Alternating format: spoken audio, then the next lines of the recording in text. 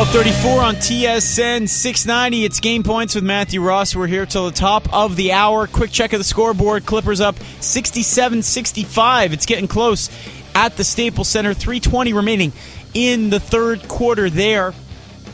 Time to bring in our next guest. You can check him out on FantasySportsNetwork.com daily or the Fight Network's MMA Meltdown program. Check out SportsRageTV.com or Sports Rage on Twitter. It is Gabriel Morency. How you doing? Hey, what's going on, Matt? How you doing tonight? I'm good. I'm watching this NBA playoff stuff tonight. Hell of a finish in OKC and looking like another good one here in LA. Yeah, an absolute bizarro world finish in Oklahoma City tonight as longtime referee and longtime crappy referee Joey Crawford, for some reason, takes the ball from Kevin Durant, 100-98, about 18 seconds left in the game, whatever it was, and Durant hits the first free throw, and as he's about to shoot the second free throw, Crawford runs up to him, says, "Listen to me," yells, "Listen to me, give me the ball." Takes the ball, goes to the scorer's table, points out an inaccuracy on the clock, gives the ball back to Durant, he misses, and then inexcusably, down by one, Scott Brooks doesn't foul with 15 seconds left. I understand you're going to try to get a foul immediately, but they were standing around, and they ended up fouling with they got the ball back with 2.9 seconds left. Inexcusable. The Washington Generals, would have fouled in that situation. Brooks is an idiot. He needs to be fired. Oklahoma City, I said they were going to lose this series, and they are going to lose this series. Brooks is a moron. It's inexcusable what he did tonight. Crawford's an idiot, and maybe the NBA can take the $2.5 million that they just hit Sterling with and actually hire some competent officials, because the NBA is a Bush joke league. Never mind Sterling. The product on the court could be good if not for the ineptness of the officials and the stupidity of the coaches as well. I looked at that final play, Durant beyond the three-point line. I mean, you're down 1 point. They're checking the three as well. Plenty of time to get a shot off with over 2 seconds left, but they throw up a three. But the interesting thing here is, Butler tries to put it in. I think it was Butler on the replay. They don't get it in, but he gets absolutely hammered in the face. I don't know if you saw that, Gabriel, but just smashed in the face, falling away. No foul whatsoever. Yeah, I thought the shot was good, but they got it right on the court this time around. In a loose ball setting like that, I don't really have a problem with the foul not being called. I mean, it's anything goes. It's the playoffs at that point in time. But the officiating's been horrible. I mean, the Donald Sterling story overshadows what's going on, and it's just every game there's just something that's just over the top awful that affects the outcome of the basketball game, and it's inexcusable. I don't understand it. I just don't understand the ineptness of this league. Look in the last seven and a half days, 7 to 10 days, the last week and a half here since the playoffs have started. The Toronto Raptors raised ticket prices 242%. Every game is just horribly officiated with the crazy bias with certain markets and inconsistency with the calls. Donald Sterling says he hates black people. Shaquille O'Neal today mocks a kid on Instagram that's got a facial disease. This is a real classy league we're dealing with here, and that's why this fake outrage about Donald Sterling is comical as well. A media firestorm. Everybody knows that Donald Sterling's a racist. The guy's been sued for being a racist. Anyone that lives in Los Angeles knows he's a slumlord that picks on minorities. He's been doing this for the last 25 years. And anyone who paid attention to how he treated Elgin Baylor, there was all kinds of racist stuff that went on in the lawsuit. There was all kinds of racist stuff that he said to Baron Davis. And, the NFL, the NBA cronies, they never cared. Now, suddenly, because it's on tape, they're all appalled. And it's funny how we hear them all say, well, we can't get rid of them. Oh, no, because you guys have no control whatsoever. You can't get rid of them.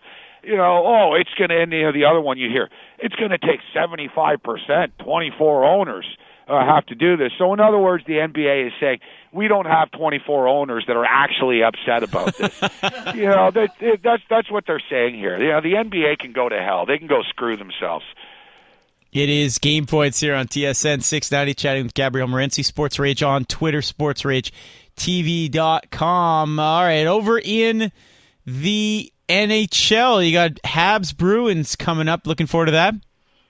Yeah, I am, but let me just say this. It's nice to know that the NBA is not the only league with incompetent officiating. At least, it's a crazy world when the NHL and Bettman's doing a good job. This is what it's come to. It's like, the end of the world has arrived when Charles Barkley's like the voice of reason on TV now.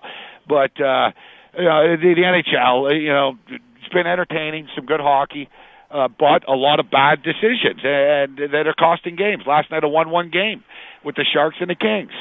A bad goal. I didn't know you could push the freaking goalie into the net. I'll start betting on more overs if you're allowed to push the entire player across the goal line now. And, then the Sharks fall apart. Rangers tonight unable to get it done. And then, of course, we got the Canadiens. I told you guys last week that the Bruins are going to be big favorites in this series, and they are. They're minus 240 favorites. The line just came out. Canadiens are plus 200 underdogs. Boston are minus 240. So, the Canadiens are going to have their work cut out for them, but I stand by what I said last week. I think the Canadiens can beat the Bruins. Do you like Philly or Rangers in that Game 7? I'll go with the Rangers, but I've been wrong every game in this series. I really have. I've done pretty well with the National Hockey League as far as my betting is concerned, but this is the one series that I'm a day late, dollar short. I don't know. I thought the Rangers would close it out tonight. I'll assume that they're able to get it done, but it's not like the Rangers have a great track record of postseason success either, right? So they could choke. I love the Wild in Game 7. I picked Minnesota before the series to win in 7. They've lost 2 games in Colorado in overtime. I see them winning some kind of close, crazy game at the end as well. Do you see Colorado pulling it out at home in Game 7? Yeah, I like the Avalanche in this spot. I like the Wild at home. I think home ice is really big in this series. Colorado's a real young team. This series is tough, man, and it's just so close. And all these games are one-goal games, and if they're not one-goal games, they get broken open late in the contest. But I'm actually leaning with Colorado on their home ice. I think Colorado's going to find a way of getting it done on their home ice. All right, and I want to get your take on the teams that are on a bye here. Teams like Anaheim, like Chicago, Boston. Has anything changed your opinion for picks, value picks for the Cup in terms of the odds and what's out there for bettors? No, I'm not overly sold on the Ducks, even though they came back against the Dallas Stars. Tony Romo's not going to be in the building in the next series mushing games for teams. And how about Romo, huh? His sorry loser ass shows up at a hockey game and they blow the lead. Shows up at the basketball game the next night and they screw up at the end. It's like, dude, just stay home, man. Stay home. Please, just do us all a favor, Tony. Just stay home. But one thing that has changed a bit here is my perception of the Blackhawks, and I never should have underestimated them. I'm not a Blackhawk fan per se. I'm not, the definition of a Blackhawk fan. But I am somebody that has taken the Blackhawks. I don't bet against the Blackhawks. To me, the Blackhawks are the best team in hockey. I told you guys that before the playoffs started, but I was concerned with the injury situation. But, it looks like these guys are healthy enough. They lost a couple of games to the Blues, like they always seem to lose their first couple of playoff games. And, they're a dangerous team. So that's the only thing that's changed a little bit. I got a higher, I'd be very scared of the Blackhawks right now. Legitimate Cup contenders. FantasySportsNetwork.com. A lot of people haven't yet had a chance to check it out. Tell the listeners what it is. Well, it's what it is, man. It's the Fantasy Sports Network. It's programming is split out of New York City.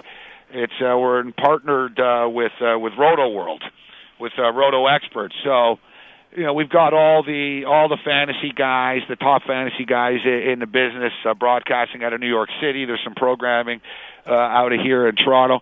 my show, I mention fantasy sports, but it's more of a daily type of situation. Fantasy sports and gambling go hand in hand, really. So, I'll focus in on the hot matchups of the day. But, basically I'm breaking down games. And, it's a sports show with a little bit of a gambling and some fantasy sports angle to it. But there's big things ahead for the network. We got a big announcement coming up as far as New York City is concerned, and it's North America wide. So things are going well with it. We expect big things, especially when the football season starts. And 3:00, right, daily? Yeah, that's right. Weekdays at 3:00, and we run the gauntlet, man. We talk about everything from NASCAR to the NBA to the National Hockey League. And everything else in between. If they're playing it, we're breaking it down.